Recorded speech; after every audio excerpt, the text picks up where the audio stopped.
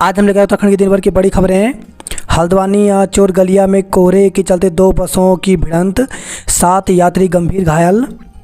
हल्द्वानी में घने कोहरे के कारण विजिबिलिटी कम हो गई है, जो हादसे की वजह बन रही है। हल्द्वानी सितारगंज मार्ग पर रोडवेज और फैक्ट्री कर्मचारियों से भरी बस में जबरदस्त भिड़ंत हो गई। हादसे में 7 लोग घायल हो गए, जिन्हें नज़दीकी अस्पताल में भर्ती किया गया है। अयोध्या में उत्तराखंडी हुड़की की थाप, राम मंदिर प्राण प्रतिष्ठा के दिन होगा मंगल ध्वनि का वादन। उत्तराखंड में परंपरागत वाद्य यंत्र की धुनें लगातार कम हो रही हैं। बदलते दौर में पारंपरिक वाद्य यंत्र हुड़का भी संकट में है, लेकिन इस वाद्य यंत्र की थाप अयोध्या राम मंदिर प्राण प्रतिष्ठा के दौरान मंगल ध्वनि में सुनने को मिलेगा। पीएम मोदी की तरफ नंगे पैर चल और जमीन पर सो रहे कमल मुनि, राम मंदिर आंदोलन में निभाई थी बड़ी भूमिका।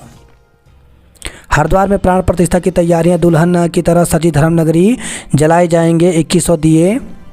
हरिद्वार में आज नगर निगम ने ओम घाट पर श्री राम और नगर निगम हरिद्वार लिखी आकृति बनाकर 2100 दीप जलाए हैं। राहुल गांधी की न्याय यात्रा पर हमला, देहरादून में कांग्रेस ने किया विरोध, फूंका भाजपा सरकार का पुतला। राहुल गांधी की न्याय यात्रा इन दिनों असम में है। असम के लखीमपुर में राहुल गांधी की न्याय यात्रा पर हमला हुआ, जिसका विरोध देश भर में हो रहा है। देहरादून में भी आज कांग्रेस कार्यकर्ताओं ने भाजपा सरकार का पुतला दहन कर विरोध प्रदर्शन किया। उत्तरकाशी जिला अस्पताल में 2 महीने से खराब पड़ी ओटी टेबल, ऑपरेशन के लिए भटक रहे मरीज। उत्तरकाशी जिला अस्पताल में ऑपरेशन टेबल खराब पड़े हुए हैं, जिसके चलते ऑपरेशन नहीं हो पा रहा है। लिहाजा ऑपरेशन के लिए मरीजों को दूसरे अस्पतालों की ओर रुख करना पड़ रहा है।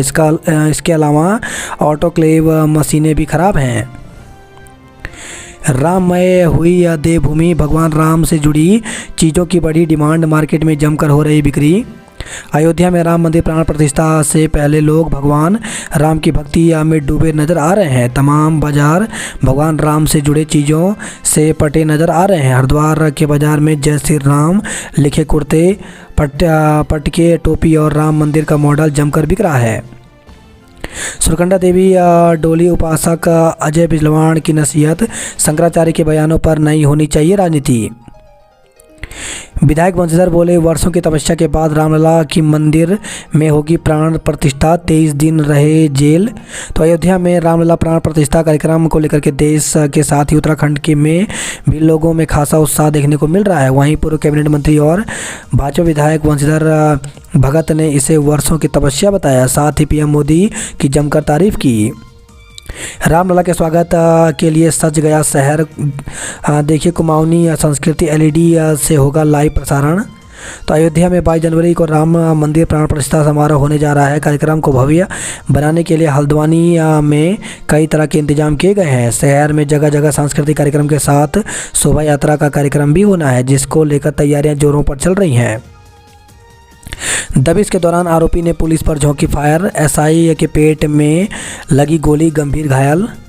तो मसूरी में पुलिस पर एक आरोपी ने फायर झोंक दी। घटना में एक एसआई गोली लगने से घायल हो गया, जिसका हॉस्पिटल में इलाज चल रहा है। वहीं पुलिस की जवाबी कार्रवाई में आरोपी के पैर में गोली लगी है, जिसे इलाज के लिए हॉस्पिटल में भर्ती किया है। फिलहाल पुलिस मामले की जाँच कर रही है। राममय हुई देवभूमि, भगवान राम से जुड़ी चीज़ों की बड़ी डिमांड।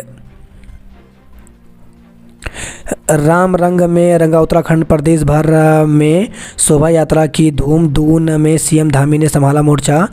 तो राम मंदिर के उद्घाटन के मौके पर पूरा देश राममय हो चुका है। जगह जगह शोभा यात्रा और भजन कीर्तन के जरिए लोगों में राम भक्ति देखने को मिल रही है। इसी बीच राम मंदिर प्राण प्रतिष्ठा को लेकर उत्तराखंड में शोभा यात्रा निकाली गई।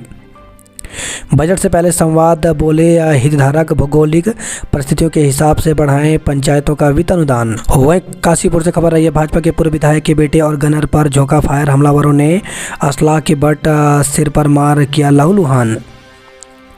उत्तराखंड में फायर ब्रिगेड में शामिल हुई लड़कियां, पहली बार फायर फाइटर बनी महिला कर्मचारी। उत्तराखंड में पहली बार अग्निशमन में महिलाओं की नियुक्ति फायर फाइटर के रूप में हुई है, जिससे अब महिलाएं आग लगने की घटना में पुरुषों के कंधे से कंधे मिलाते हुए नजर आएंगी। फिलहाल नहीं चलेगा जोशीमठ ओली, रोपे बदले जाएंगे सभी टावर, पर्यटन कारोबारी परेशान। आपदा के बाद से बंद पड़े जोशीमठ ओली रोपवे का संचालन फिलहाल नहीं होगा। रोपवे के सभी टावरों को बदला जाना है, जिसमें लंबा समय लग जाएगा। तकनीकी टीम की रिपोर्ट आने के बाद रोपवे के संचालन को लेकर लगाई जा रही अटकलों पर भी विराम लग गया है।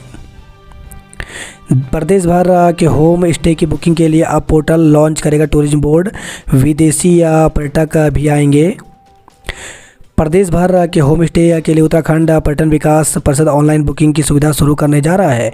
इसकी पंजीकरण प्रक्रिया शुरू हो गई है। जल्द ही बोर्ड इसके लिए अलग से पोर्टल लॉन्च करेगा। पोर्टल के माध्यम से न केवल देश बल्कि दुनिया भर के पर्यटक भी सीधे बुकिंग करके होम स्टे तक पहुंच सकेंगे।